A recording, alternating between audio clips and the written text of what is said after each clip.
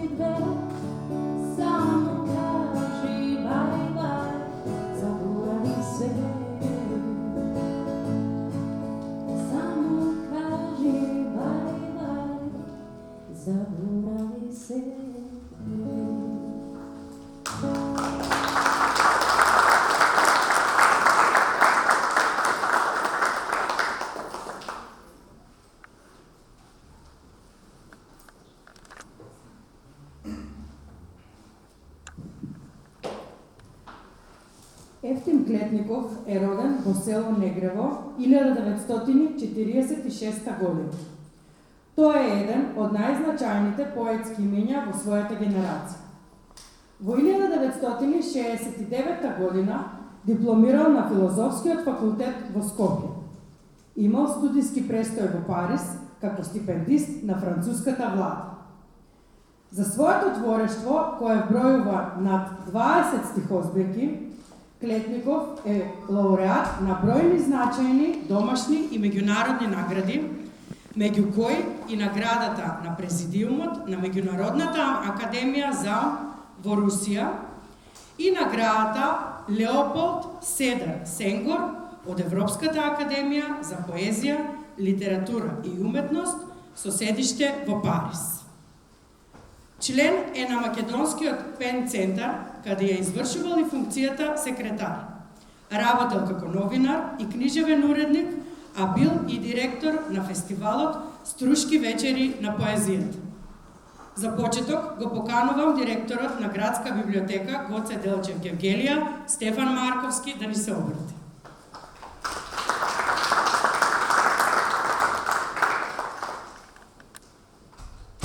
Поштовани љубители на зборот, во име на библиотеката Гоце Делчев од Гевгелија му посакувам уште едно добре вида Ефтим Клетников во Гевгелија. За поетското, есеистичкото, книжевно, критичкото и сето друго творештво на Ефтим Клетников би можело да се зборува на широко, За него пишувале голем број наши книжевни критичари и есеисти, а на овој настан ќе имаме прилика да го слушнеме и размислувањето на нашиот млад македонист, кој дипломираше на катедрата за македонска книжевност и култура при Филолошкиот факултет.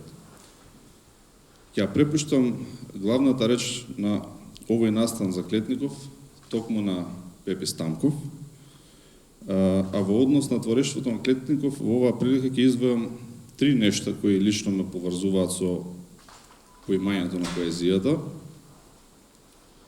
Тоа е врската со митското и легендарното. По една реченица ќе кажам само, се надевам Пепи ќе ги опфати овие три моменти кои што јас ги согледувам во поезијата на Ефтим. Значи, силата на зборот кај Клетников се црпи од врските со традицијата на митското, а еден од позабележливите е се присутниот мит за големата мајка, значи анимистички гледишта одразени на поетски, еден навистина благороден и богат начин, метафоричен, но напати и директен.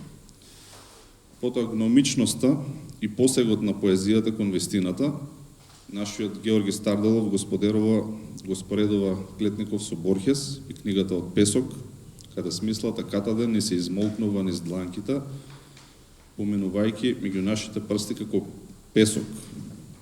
И тоа токму во предговорот, односно во освртот кон оваа поема, која што држам в раце, Големото незнаење од Ефтим, објавена во 2004 година. И третиот пункт, традицијата на она што може да се нарече света песна, не само така како што ја формулира Гане, односно Анте Поповски, туку онака и како што ја сублимира и Конески во неговата проста и строга македонска песна. Значи, во македонската поетска традиција има склоност кон штедење на зборовите, кон внимателна употреба на зборот, бидејќи се почитува неговата моќ пред се. Значи, моќта на зборот, освен што е гномичен, има и собствен тропос, и собствен логос.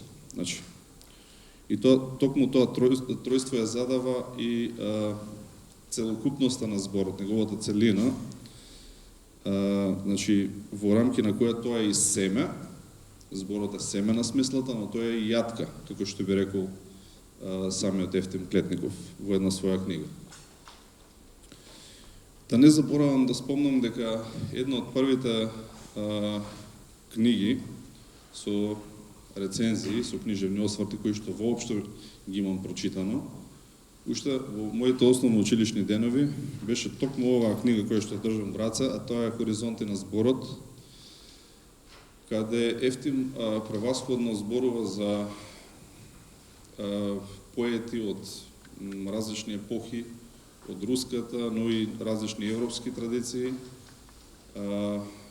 вклучувајќи ги Тјучев, Брюсов, Цветаева, Лермонтов, Паненски, Хлебников, Мандельштам, Бродски и така натаму. Меѓутоа, станува збори за Хусто Хорхе Падрон, кој што, например, е лауреат на Златниот венец на Струшките вечери на поезијата во 1990 година. Како и за остварување на некои наши поети и книжевници. И навистина, читајќи оваа книга, уште во тие денови, а потоа и во гимназиските, се сеќавам дека ми помогна да го сватам и концептот на пишување на рецензии, на едно сестрано согледување, еден обид за сестрано согледување на поетското творештво, на поезијата, на македонските поети, вклучувајќи ги, и навистина оваа книга ми помогна во известна смисла и да продрам подлабоко во сето оно што го подразбира внатрешната авантура на пишувањето. Да не должам многу, ќе оставиме микрофонот на Пепи понатаму да дополни оно што смета дека може да се каже за поезијата на Ефтим. Во оваа прилика би прочитал извадок од поемата на Евтим Клетников, од Големото незнање, страница 47, која што мислам дека доловува еден добар дел од сето она што Евтим сака да го долови преку моќта на зборот. Ако ја отстраниме тињата на профаното и ја откриеме јатката на светото во него, ќе видиме дека и секој наш збор, довчера фрлен во калта на катадневието, ја поседува таа чиста светлина, дека самиот наш јазик пулсира озаконето под низиниот ритам, дека се враќа во своето лежиште, целосно проткаен со анимат, со женската лика и суштина на светот. Тоа е матката храм кој, иако е во срцето на се, е кора што ја чува јатката нежна од пробивот на надворешното. Јазикот, поило непресушно, но и жет истовремено, од искони на него што иде, извор кој самиот до дно се испива и веднаш потоа бликнува со обновена длабочина на тајната.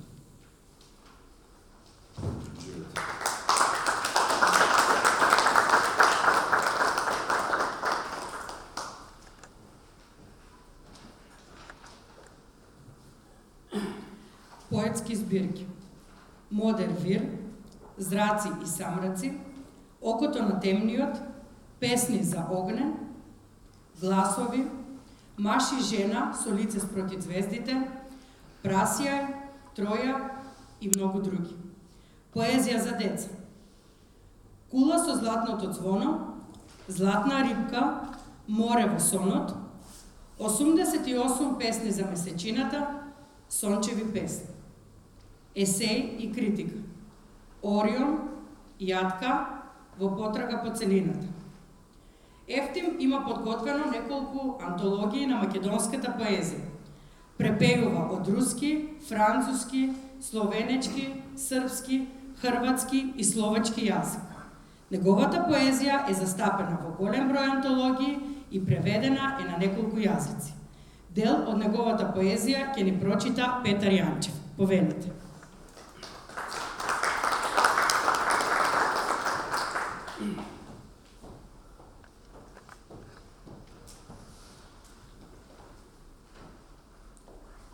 Неначната сила. Не се такви какви што мислиме. Неначната сила се мртвите. Ружата што се осмели да појде заедно со нив напад, се враќа секоја пролет да сведочи за тоа. А потоа, замаглена од прозирен спокој, заминува на венчавка кај младоженците. Длабока е чашата на мртвите. Понекогаш врз сртот на нашата ведра свест ќе се искачи таа за миг и ќе блесне полна со вечност. Како пупка храбро тогаш, тешко од сон и злато, се отвора битието во пресред на судбината. Благодарам.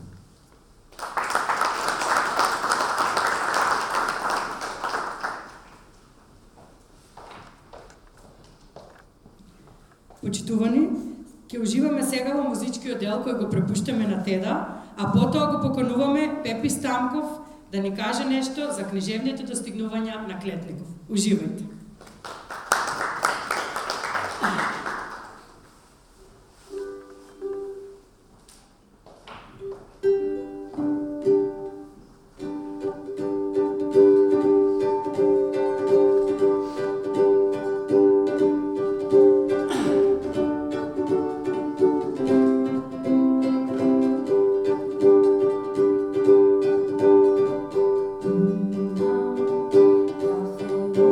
Café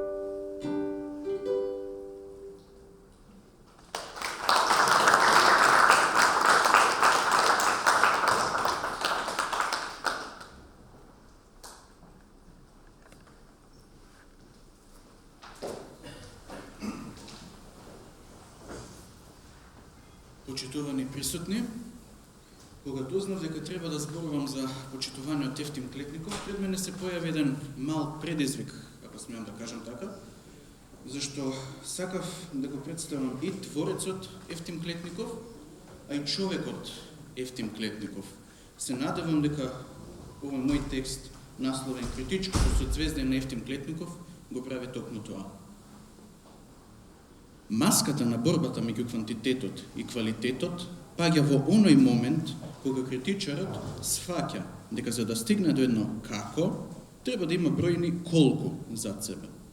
А тие колку задолжително мора да одговараат на прашањето како, при тоа да го содржат како во нивната градба.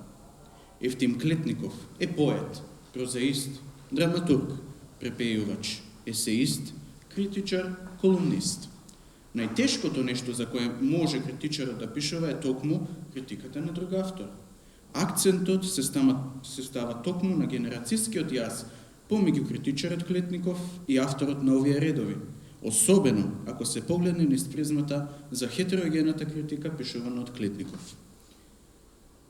Оти кога ќе умре поезијата, ќе умре и човештвото. Стои како епилог во поговорот на двотомното издание насловено Југоисточна Европа поезија. Визијата за една сила воплотена во битието покрај сиот духовен развој не може и не смее да се откине од текот на еволутивниот процес. Лирското строење кое стои рамо до рамо со векот на човештвото е услов за постојање. Во последниот дел од есеот Еден опит на великанот Блаже Конески се дискутира за иднината на поезијата. Не е случајно местото каде што настапува таа размисла, цитирам: некои лоши предвидувања за иднината на поезијата произлегуваат заправо од еден длабоко песимистички поглед општо за иднината на човечкиот род. Затворен цитат. Разгранитата структура на тврдењето што го наведовме овде потенцира склоност кон песимизмот за иднината на постоењето во целост. Гледаме како исказите на Клетников и Конески не поставуваат услов за да постоиме. Уште повеќе не оставаат таманет за тоа како да постоиме.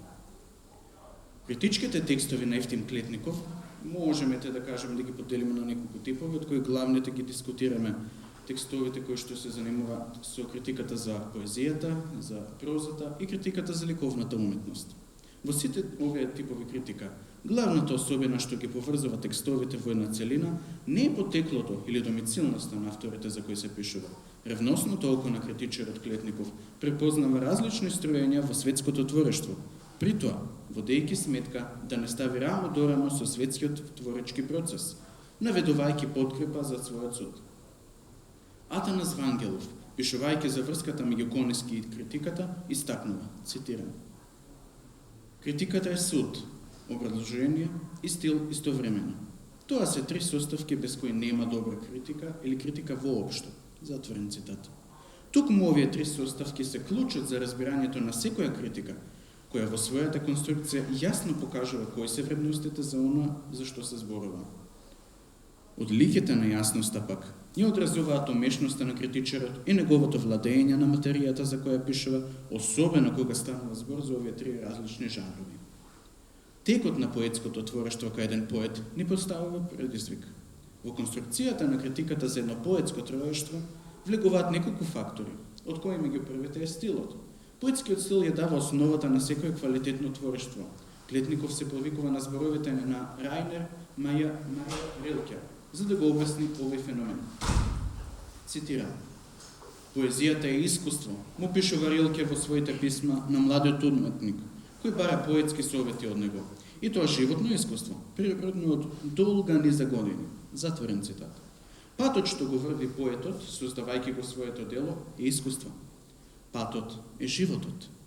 Тоа негово патешествие оправдува темата на постоењето, зачната во битието како генетска особина, својствена за обстојувањето. Психолошките тенденции што ги карактеризираат ликовите во прозата на македонските писатели се одраз на народот каде се нараѓа тоа дело. Зборувајќи за ликот Доне во романот Црно семе на Ташко Георгиевски, Клетников забележува: тој е јунак, кој со својата свест и постапки станува репрезент во најдобро смислено тој поим на судбината, душата и карактерот на еден цел народ, стакнува Клетников. Тајната на позната критика на Клетников ја препознаваме во тенденцијата да се изнајде човечкото во секој од ликовите во прозата за која се пишува. Онтолошките карактеристики на ликовите во спој со нивната улога во животот кој го живеат. Отпосле и вреднување на постапките. Зашто?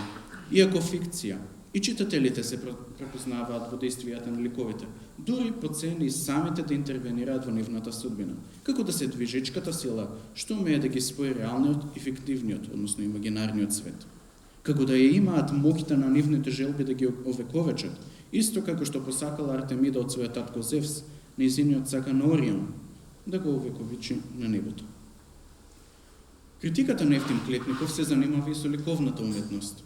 Прво нешто што ни паѓа во очи кога би дале сюже за неговото писание за ликовното дело на Љубомир Белогаски е фактот што е забележен од Клетников. Цитирам: се задржува на лирската стилизација на ликот и обликот, како поетизација на мигот, сватен како интервал на вечноста, интуитивно насетено од потегот на раката и бојата. Затворен цитат. Впрочем, дали критичарот дава место на лирското милие во својата критика не е важно. Слоевитоста на ликовното творештво на Белогаски принудува повеќе слојна конструктивна забелешка, структурирана како спој од два различни жанра, кои меѓусебно се надополнуваат. Таквото надополнување го забележуваме во критиката кај никој друг туку Блаже Конески. Конески, како пример за умешноста на делувањето и генерирањето на делото на сликарот, ја користи раката, како независен орган што инстинктивно го насликува она што е предмет на негов интерес. А тој пример го зема токму од Никола Мартиновски, еден од врвовите на македонското сликарство.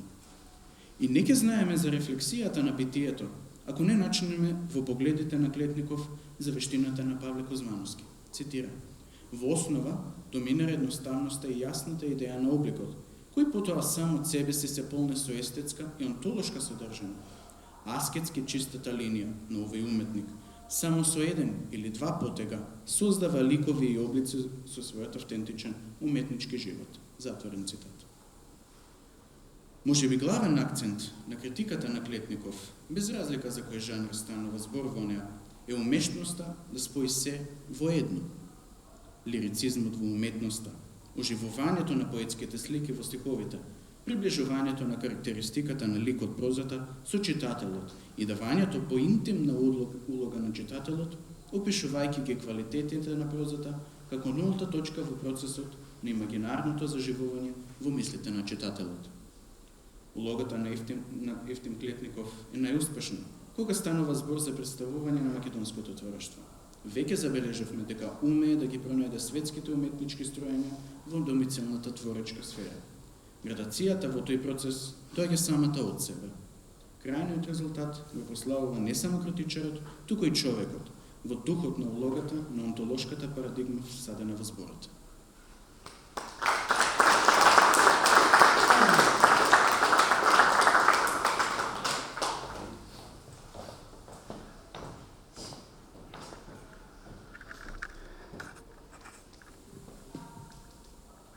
Реинкарнација. Кога ќе се вратам, ако се вратам, дали низ истата врата ќе минам? Дали истата капка роса и истата дзуница ќе ги видам? Дали истиот поток ќе блика во истото село? Дали истото цвеќе ќе цвета и дали истата пчела ќе го цица и прави мед за мојот препознаен копнеш?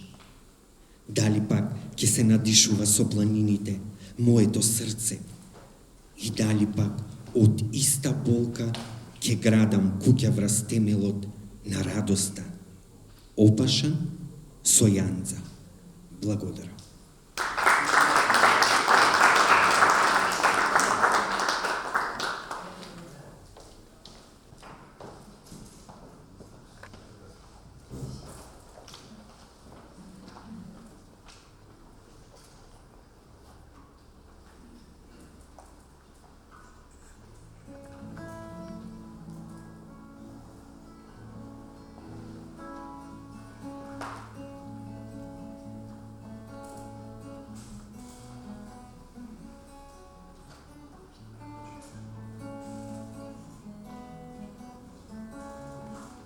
Indicando vie ne valent pas grand-chose, elles passent en un instant.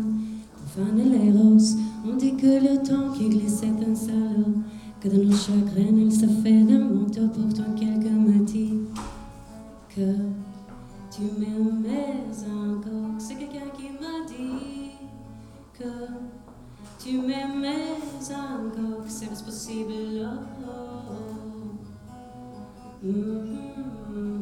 c'est possible. Mais qui est-ce qui me dit que toujours tu m'aimais? Je ne me souviens plus, c'était tard dans la nuit. Je n'ose encore le voir, mais je ne vois plus les traits. Il vous aime, c'est secret, le dis pas que je veux. Quelqu'un me dit que tu m'aimais encore. Mais le-t-on vraiment dit que tu m'aimais encore? C'est possible, c'est possible. Qui est-ce qui m'a dit que toujours tu m'aimais? Je ne me souviens plus, c'était tard dans la nuit. Je nous encore revoir, mais je ne vois plus les traits. Il vous aime, c'est secret, ne dites pas que je veux. Tu vois, quelqu'un me dit que tu m'aimais encore. Mais le-t-on vraiment dit que tu m'aimais encore? C'est possible, c'est possible.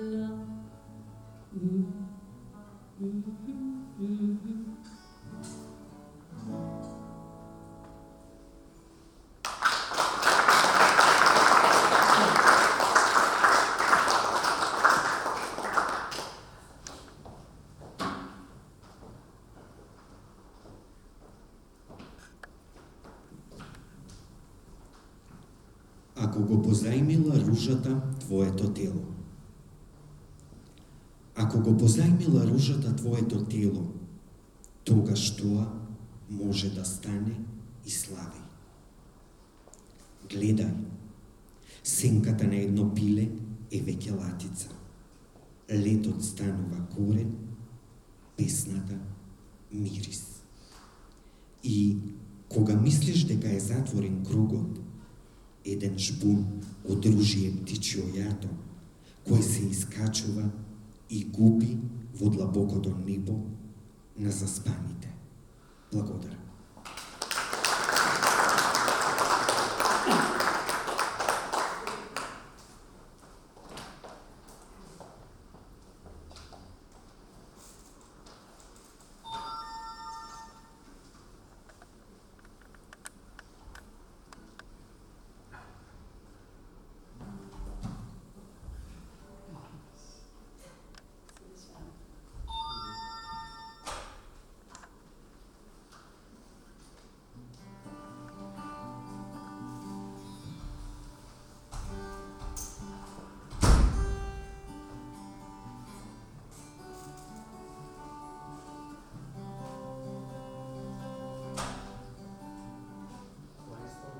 Nekogаш si pomisloval, спината si поигрува, допушта да те пронајдам, да бидеш мој, па заминуваш. Колку ли многи во сни ја со тебе зборував, те љубев и галев ко никого до сега. И колку ли утра се будев со среќна насмевка, како кон мене доаѓаш, гледам се надава. Но во миг од времето, кој што шепти ветерот, чув ме довикуваш, јас без тебе не можам, не помислува, љубов се довикува, само силно посакај и ќе почувствуваш.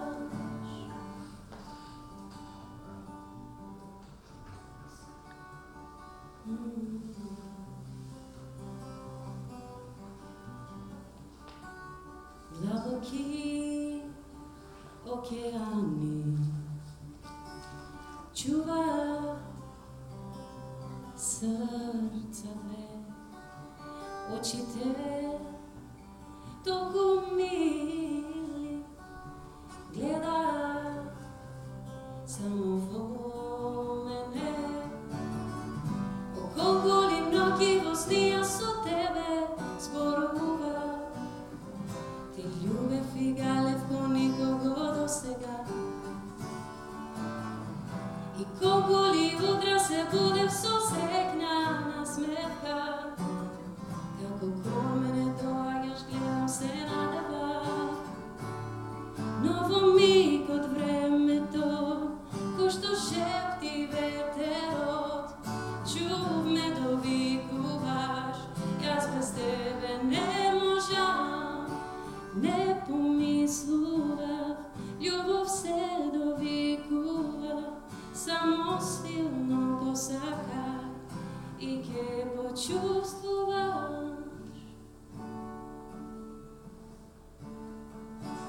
Чувствуваш.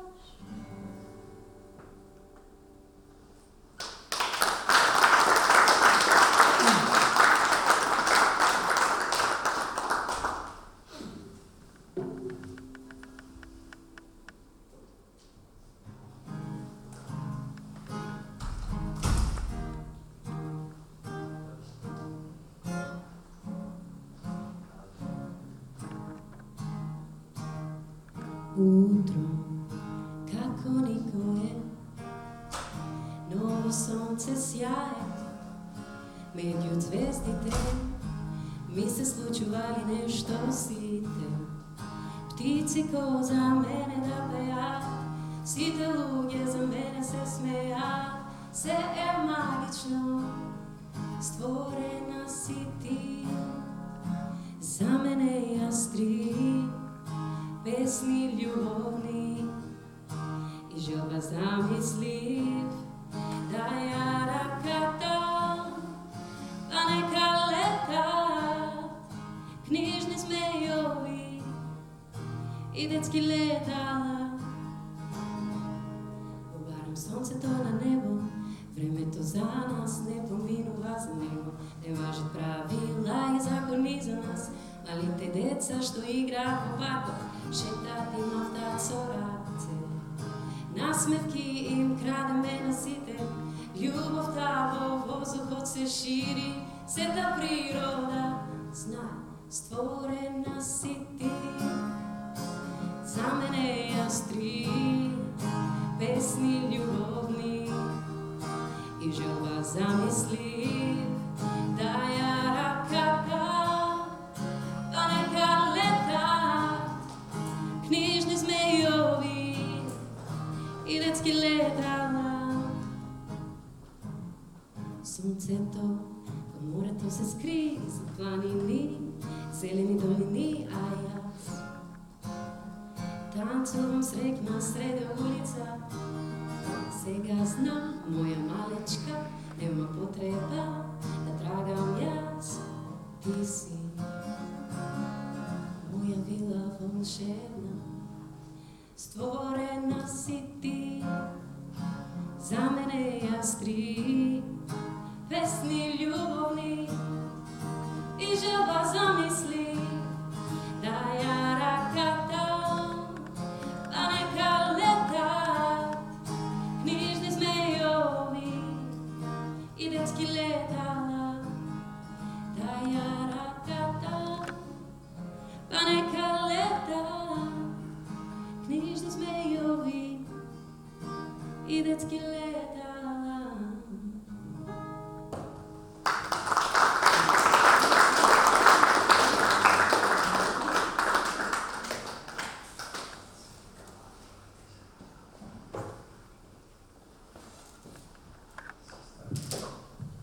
Велат, најдоброто секогаш се остава за крај.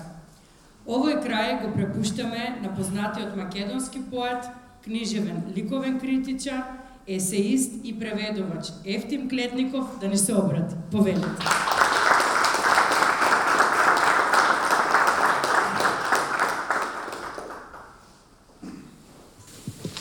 Благодарам многу.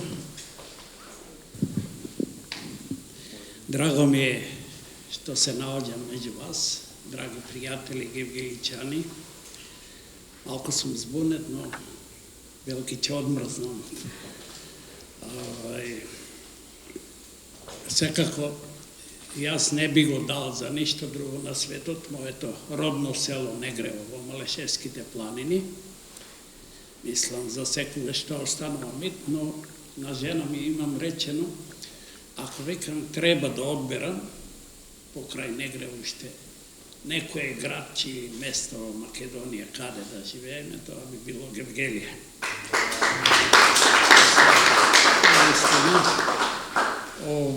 Многу ми се допаѓа и пейсажот и душата на гевгелискиот човек.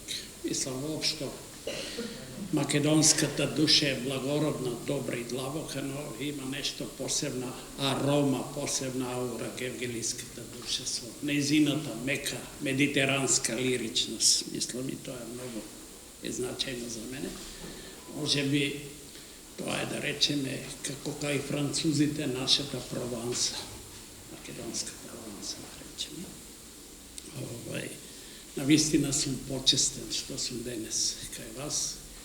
Гевгелија, морам да ви кажам, исто ја запознав така и се заљубив во неа преку библиотеката, преку мојот пријател, претходниот директор Дамјан и неговата прекрасна супруга Елена, вајари наши познати, извонредни.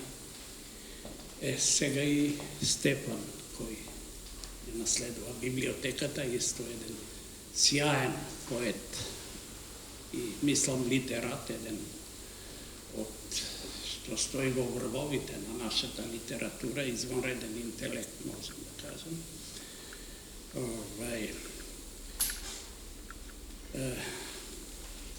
Јас сегде се представувам како поет сам, како поет, но овде и сам јас се зачудив дека сум бил многу повеќе од поети, како критичар и како книжевен, ликовен, преведувач, есеист, детски писател и така натаму.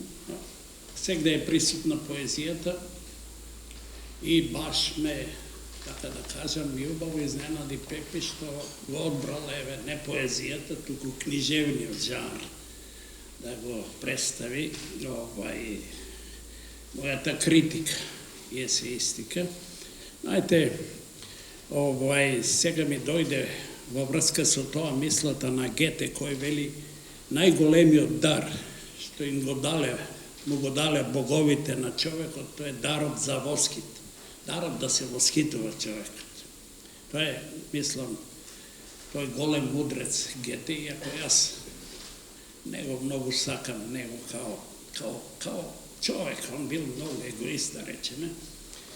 Јас сакам еден друг германски поет Хелдерлин, кого го читав Цвајк, есејот за Хелдерлин, кого Гете, според неговата, тој психоаналитичар Цвајк, според неговата визура, дека Гете на некој начин и го уништил Хелдерлин, бидејќи препознал во него огромен талент, кој може да го надмине, нели, тој бил Гете многу голем нарцис, ама бил прв авторитет како кај нас, нели, што беше Конески на времето.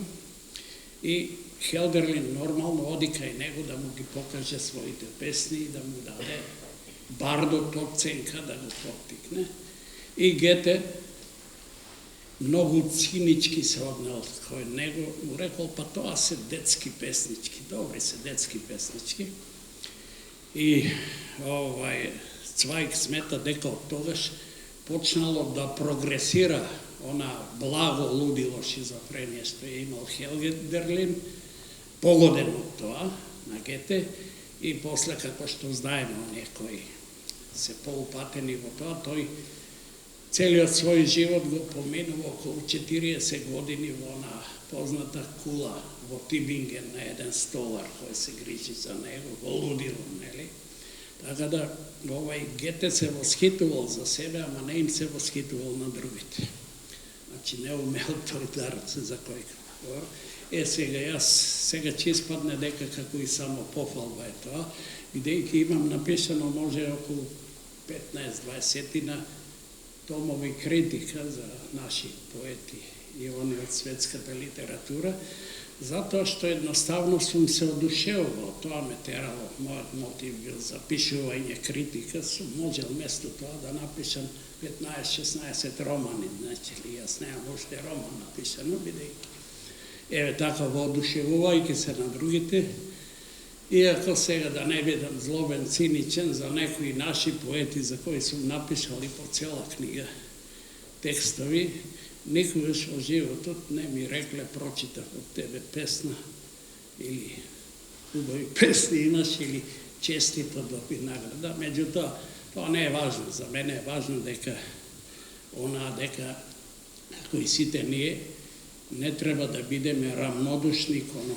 убавината, кон тоа што го бидејќи главниот овака, како да кажам, агенс, мовенс на човековата душа е да создава убавина.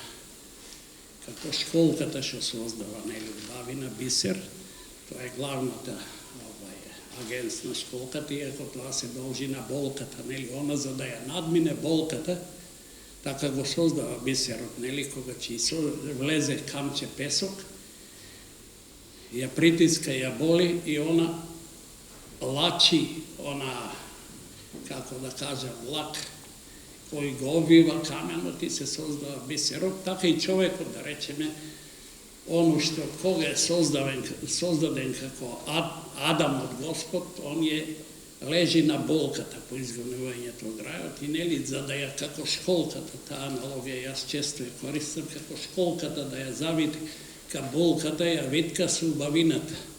И убавината е создадена и сликарство, и музика, и поезија, и што знам, сите тие уметности се создадени за да може човекот болката повеќе да ја пренесе во животот, што сите ние имаме на еден или друг начин.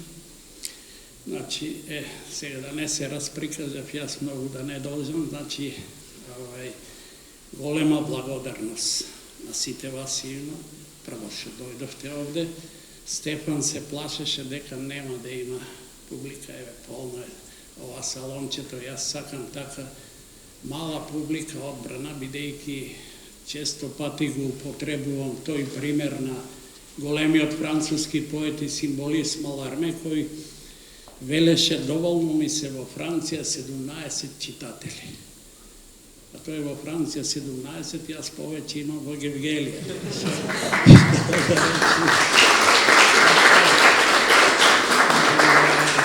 Значи, голема благодарност на библиотеката, на Стефан, директорот, на Пепи, кој имаше една извонредна екзегеза, анализа на мојата критика, а Теодора, која така не вознесе со музиката,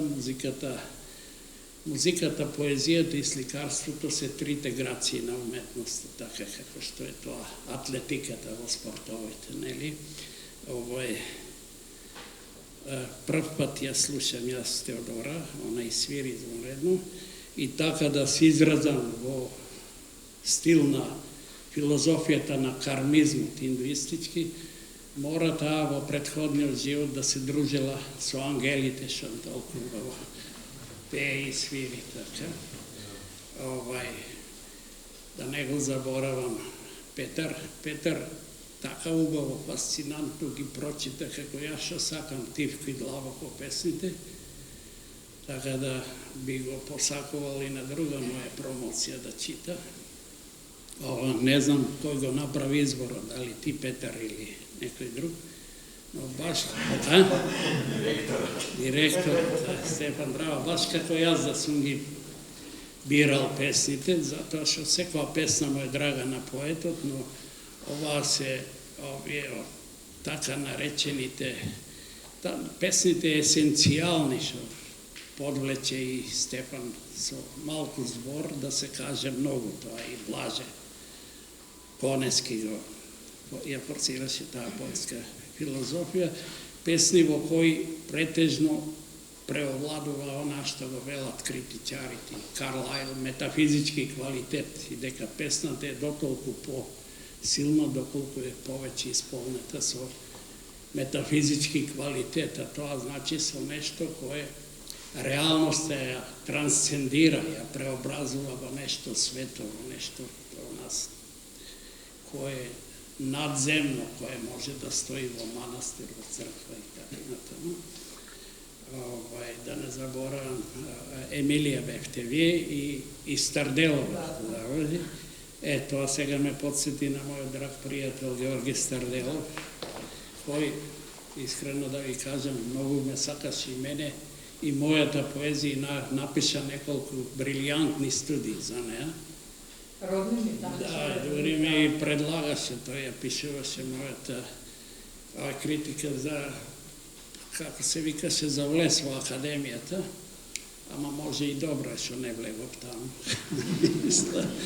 Мислам, што сакав да кажам, дека денес не е баш поетско времето на целата планета, може би е само во некои предели, во Африка, мислам дека е во некои такви предели. За жал, како што гледаме, и кај нас е страшно антипоетско времето, гледаме, само се краде, се криминализира се, и крадењето се фаворизира како уметност на нашата екзистенција и така и политиката се пропадна.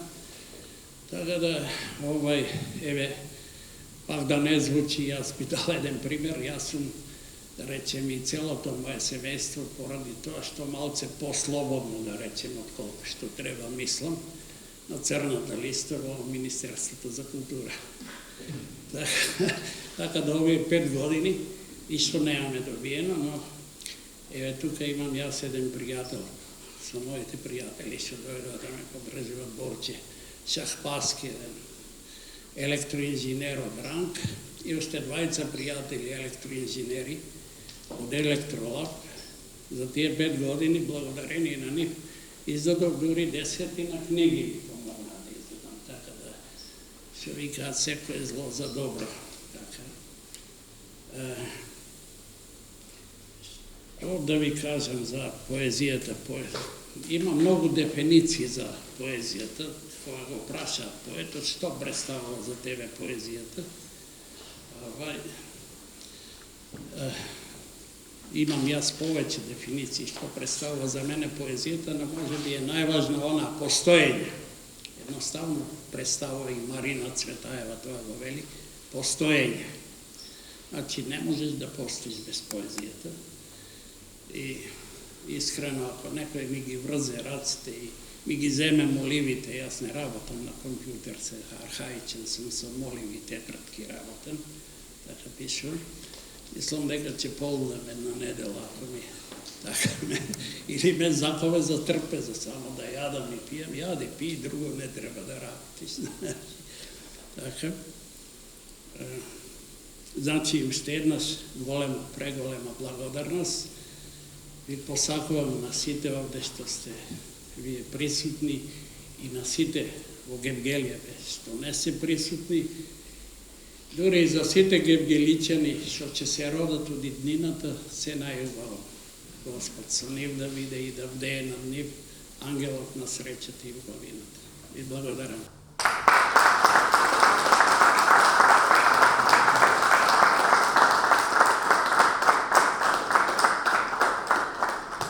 Почитувани присутни, ви благодариме на присуството, имајте убав ден и среќни великденски празници.